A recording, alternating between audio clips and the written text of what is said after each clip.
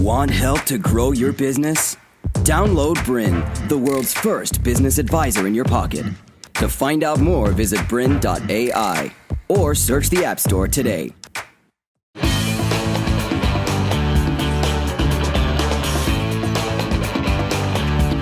My special guest today is international speaker, 4 times best-selling author and successful entrepreneur, Peter Sheahan. And our topic for this interview is how to create more value and become the obvious choice. Peter, thanks for joining us. No worries, Dale. Thanks for having me. All right, so tell us a bit more about the work that you do for companies, and then we'll talk a little bit about your brand new book called Matter. Yeah, so Carrigan's Group is in the business of making its clients the obvious choice, and we do that in one of 2 ways. Number one, we help organizations find the area where they can make the most significant impact and contribution to their clients' businesses or their consumers' businesses, because that's ultimately what makes you the obvious choice. And then we help to do the same on the community front as well. So in any given year, we do 40,000 workshops for 1 million kids on behalf of brands like Apple and Commonwealth Bank of Australia and Mondelez. So it's a good balance. We do well, but we also do good at the same time. Fantastic. Now tell us what was happening in the lead up to you writing this book called Matter. What was kind of going on? Because you deal a lot with kind of companies, and then we'll talk about why you actually decided to write the book. But what was going on? What was the mood? Yeah, I think there's probably 3 things happening. I think number one is commoditization. Whether you're in the B2B space or the B2C space, the role of procurement for businesses was driving a lot of price competition, which squeezes margin, which drives innovation out of the business, and then you end up on this downward sort of spiral of commoditization. And the transparency that comes with the digital revolution was driving the same level of price competition in a consumer market. So people were struggling to compete beyond price. I think number 2, I feel like there's a push from individual employees, consumers, investors to want to work for, do business with, partner with companies that care. They were looking for more from their consumer or their capitalist experience than just, we make money, I get paid, or I buy great product, right? So you've got this commoditization going on. You've got this kind of social movement towards caring about the world. And I think the third thing is sort of this disruption that was coming, whether it be from technology or from legislation, almost threatening the relevance of certain organizations, threatening the long-term future of these organizations. So these 3 things together really said to me we had to figure out what it's going to take to compete, what's it going to take to become the obvious choice in a market like that. Great. And I know you work a lot with big companies now, but is all of these ideas relevant for small business owners? Yeah, in fact, what we found in the research is that in some ways, small companies have an advantage over the large companies because they don't have the same massive legacy investments or the legacy infrastructure. So let's take disruption. If there's some form of disruption in the marketplace, the net impact of having to turn their back on everything they've ever done can actually be much lower for a small business than it is for a large business. So in many ways, they're not only relevant for, but in fact could be even more applicable in a small business. So the book's called Matter.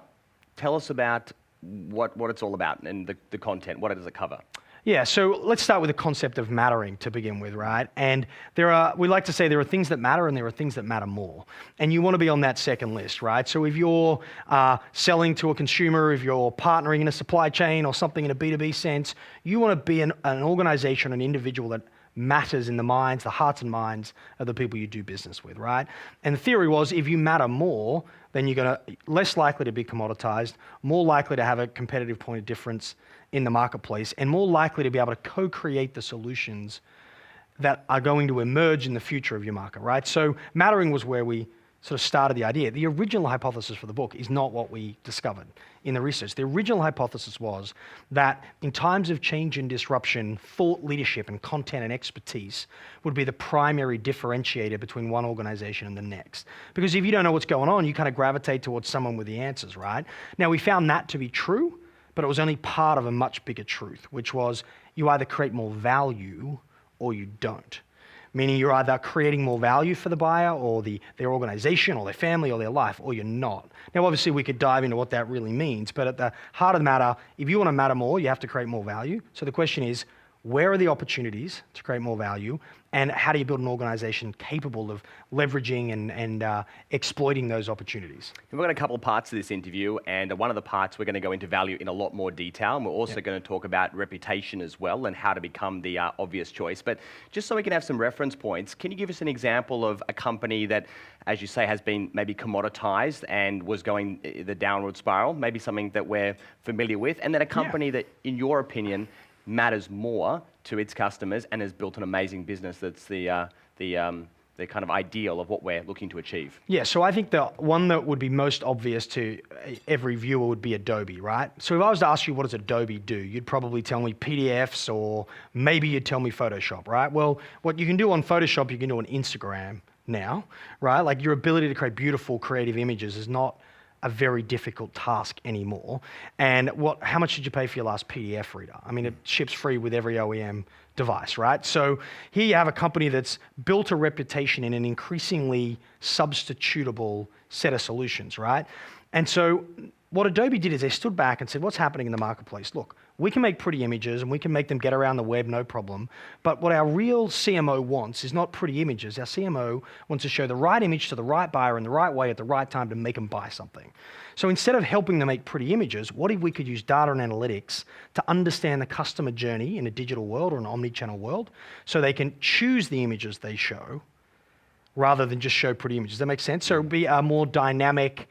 One, they solve a higher order problem for the CMO, which is their client, by creating a more dynamic image experience in an online environment, which creates the ultimate outcome for the CMO, which is I sold some stuff, right? So now Adobe has billions of dollars of annual revenue coming from this high value analytics suite. They've tripled the share price in the last 3 years without actually changing their revenue numbers. And they've moved from 50% of their revenue coming from 100% coming from shipping software in a box to 50% coming from subscriptions, which investors like a great deal. So Adobe's a really good example. Solving a higher order problem and moving into the disruption rather than away. Because they could have been wiped out, right? Yeah. Shipping boxes of software, now it's all just downloaded from the It's cloud. all in the cloud, yeah. And now they're a cloud company, really. Exactly, and you've got companies like Apple who are kind of trying to gazump Adobe and some of their monopolistic, so that's the wrong word, by the way, take that one off the tape, right? But this kind of dominant market position, when someone like Apple comes in and says, yeah, we're not that into Adobe, thanks very much, you can find yourself in pretty serious threat. Actually, my favorite example from the book is one of the smallest companies we looked at, and it was a plumbing supply company in Utah, right? So this is not exactly bright, sexy, globally recognized consumer brand.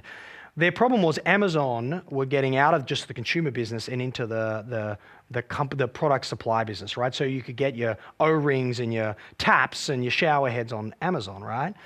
And so all these companies are freaking out. These middlemen distributors are freaking out because of Amazon's power.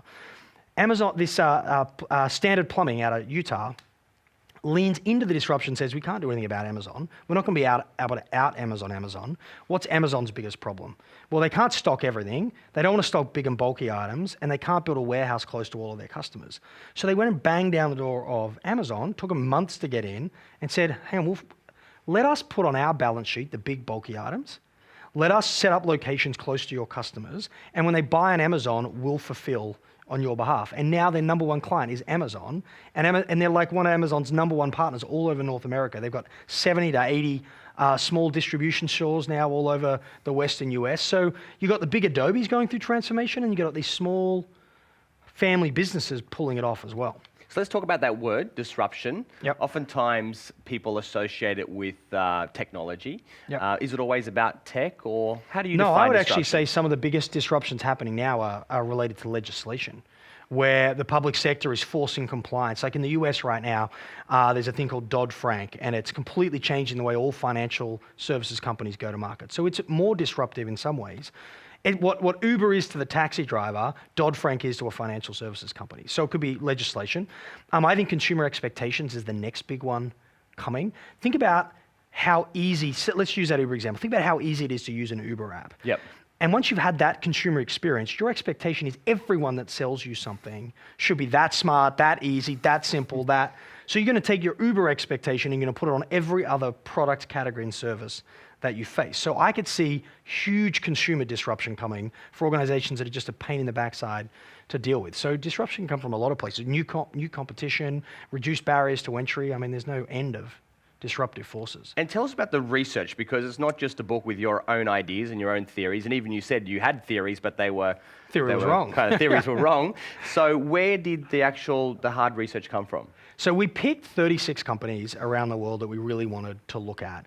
And we had quite a loose definition of what we meant by being a company that mattered, or what it meant to be the obvious choice.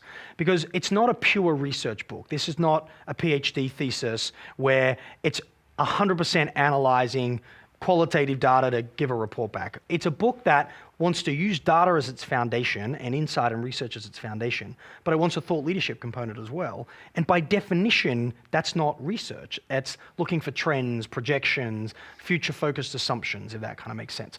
So we wanted our 36 cases, and we wanted a loose definition of what it meant to be an obvious choice. And then we went in without any bias. We didn't want to confirm our thought leadership bias, for instance, right? We just went and asked a set of questions, went deep, multiple exec interviews, customer interviews, market analytics data, all that sort of stuff. And then we stood back at the very end and went, all right, what are the commonalities? What are the patterns? What are we seeing? And then on top of that, we added the hundreds of organizations we work with every single year. I mean, we have clients who are quite literally the obvious choice, right? And so we looked at our experience inside of those organizations and said, where do we think this is going? Like, what have we learned from the data, but where do we think the market is going to move? And matter is kind of a combination of, we like to say it's informed by the data, but it's inspired by creativity. And that's an important thing, I think, to understand, is because you can go and read a Jim Collins Good to Great, brilliant, unbelievably well-written book, but it's telling you what best practice was 15 years ago, right? We need to take some risk and put a point of view in the marketplace that may not be 100% research-based, but is foundationally built on that research. Does that make sense? You want to push the envelope of thinking, and that means you can't just study the past. You have to think about the future as well. And tell us about this term that you've been using, thought leadership, and what it actually means. And is that something that's relevant, again, for smaller businesses as well? Yeah, so I think, again, probably the most untapped market opportunity for small businesses is this concept of thought leadership. When I say thought leadership, what I'm really saying is a level of expertise and insight as it relates to a product category. So let's say you're on this cupcake bandwagon that the whole world seems to be on right now. You're probably an expert in how you make beautiful cupcakes and how to inspire kids to cook and bake at home. There's all these adjacencies around cupcakes that people are interested in, that content, that information, that quote-unquote thought leadership, right? And what we saw was organizations really effectively packaging their expertise and their insight in almost a content marketing way, and giving people access to that as a way, instead of running an ad going, hey, buy my cupcakes, how about, hey, we're running a free baking class for kids under 10, come and bring your daughter in, your son in, and we'll inspire them to bake. Oh, by the way, it's in our cupcake store. Yeah. You know what I mean? So it's a sophisticated version of content marketing, and it's a version where the idea is not just to try and sell something, but to educate and build a community and create a tribe, to steal a kind of Seth Godin. It's not just for coaches and consultants and people that are in the information business. It could be, you could be a plumber, or you could be someone that's running a restaurant. Like, every business could use thought leadership to be able to share their message with more people. Yeah, and I would put to you that it's actually better if you're not a consultant or a content creator. To continue enjoying this presentation, download BRiN, the world's first business advisor in your pocket. To find out more, visit BRiN.ai or search the App Store today.